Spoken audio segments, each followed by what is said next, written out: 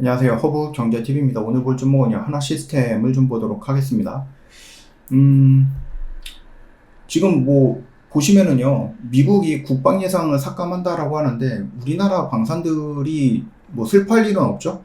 우리나라가 미국에다가 무기를 팔고 있는 나라는 아니기 때문에 경쟁 업체이기도 합니다. 예, 그래서 미국에서 뭐 국방비가 조금 삭감이 된다라고 해서 뭐 우리나라 판매가 10대에서 9대로 8대로 줄어든다, 그거는 아니기 때문에 뭐 그렇게 중요하진 않아요. 다만 이제 미국의 국방비를 조금 삭감한다라고 하는 것은 결국 쓰잘데기 없는 돈 나가는 것을 조금 줄이겠다라는 의미로 우리가 해석을 해보면 될 것 같습니다. 올해 이제 트럼프가 대통령이 되면서 이제 각국의 나라한테 이제 방위비라든지 이런 것들 증액을 얘기를 하고 있습니다. 뭐 일단은 기본적으로 한 2%, 3% 정도 GDP 대비 이렇게 좀 방위비를 유럽이라든지 아니면 나토 쪽에서 진행을 하고 있기는 합니다. 이번에 그 우크라이나 때문에 나토라든지 이런 부분들이 조금 부각을 받고 있기는 한데요. 일단은 나토 회원국 중에서도 대부분이 이제 GDP 대비해서 한 2% 정도의 방위비를 지출을 하고 있는데, 트럼프는 막 5%까지 늘려라 막 이렇게 얘기를 하고 있어요. 그러면 이제 트럼프가 예전에도 그랬는데, 1기 때도 그랬는데, 뭐 나토를 탈퇴한다느니 만다느니 이런 식으로 협박을 하고 있는데, 전 개인적으로 생각을 했을 때는, 그래, 미국 탈퇴해라. 그리고 유럽에서 우리끼리 똘똘 뭉치고 우리끼리 방위비 우리끼리 하자. 굳이 뭐 미국산 무기 살 필요 있냐, 이런 식으로 좀 한번 좀 데모라든지 이런 거는 아니고 그냥 한번 쿡 한번 찔러봤으면 좋겠어요. 예. 우크라이나도 마찬가지예요. 지금 보니까는 뭐 250년 동안 갚아야 될 돈이다 뭐 이런 식으로 얘기를 하고 있고, 10세대에 걸쳐서 미국의 속국이 돼야 된다 막 이렇게 얘기를 하고 있거든. 지금 트럼프가 가지고 온 협상안이라든지 종전안이라든지 이런 것들 놓고 보면은, 그러면은 그냥 이렇게도 죽고 저렇게도 죽고 미국의 속국이 되느냐 뭐 러시아의 속국이 되느냐 뭐 이 정도 차이면은 그냥 미친 척하고 그냥 모스크바에 온갖 무기 다 때려 부시면 어떨까. 예, 뭐 이런 게 좀 과격한 생각도 해봅니다. 좀 아쉽잖아요.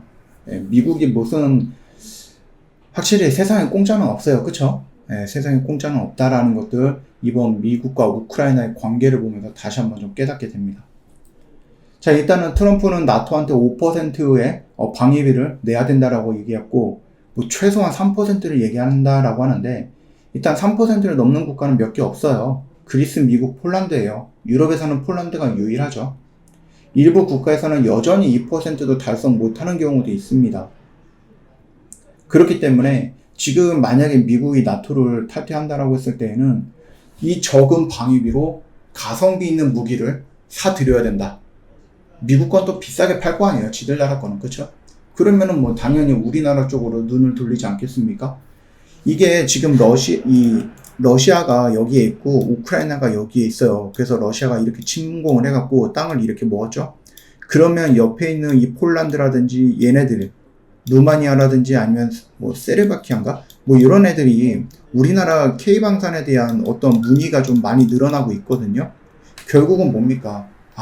우크라이나 바로 인접해 있는 그 유럽의 나라들이 또 러시아가 또 침공에 들어올 수 있다라는 그런 것들을 우크라이나를 통해서 봤잖아요. 경험을 했잖아요.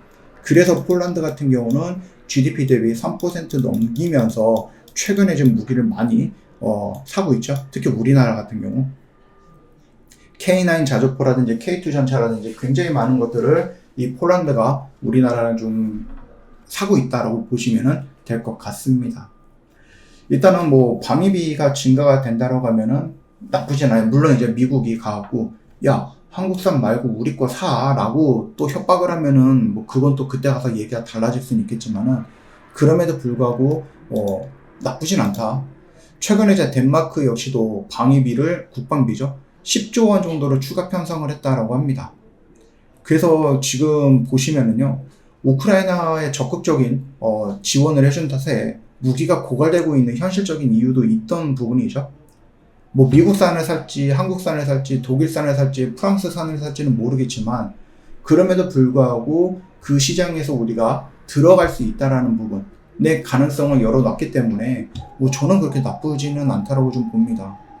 그래서 이번에 3%를 거뜬히 넘기게 될 것이다 라고 얘기를 해주다 보니까, 뭐 어떻게 하다 보니까 트럼프가 얘기하는 그 정도 뭐 그 정도에 좀 맞춰진 것 같기는 합니다.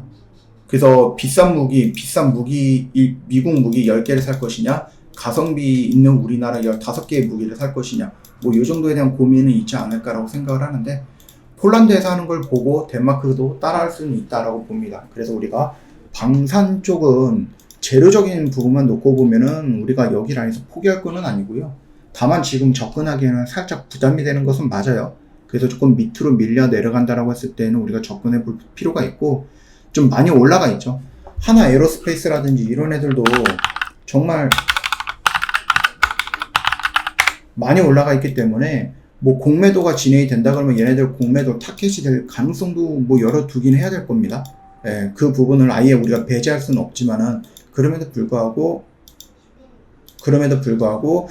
조금 아직까지는 얘네들은 이제 끝났어, 끝물이야 이렇게 얘기할 정도는 아니다라고 보셔도 될 것 같습니다. 저 허브경제TV 공식 채널 보시면은요, 어떤 뉴스 나오죠? 여러분들이 일하고 있는데 막 100개, 200개 뉴스가 막 올라와 있어요. 이거 읽기도 힘들겠죠? 어떤 게 또 중요한 건지도 모르겠고.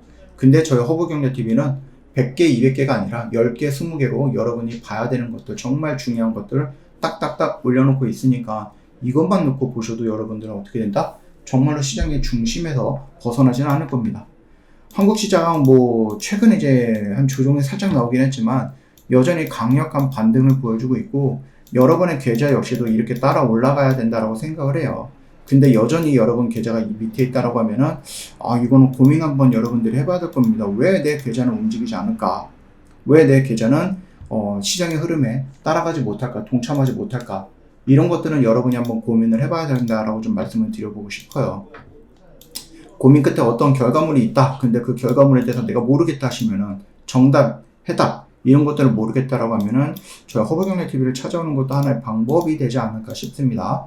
오늘 좀 시장이 어렵긴 했지만 그럼에도 불구하고 저희는 또 열심히 매매해서 이런 결과물들 여러분들한테 소개해 드릴 수 있어서 좀 다행이다 이렇게 생각합니다. 내일도 뭐 크게 다르진 않을 거예요. 아시겠죠? 여러분 오시면은 저희랑 같이 또 시작할 수 있습니다. 어렵지 않습니다. 오늘 하루도 고생 많으셨습니다.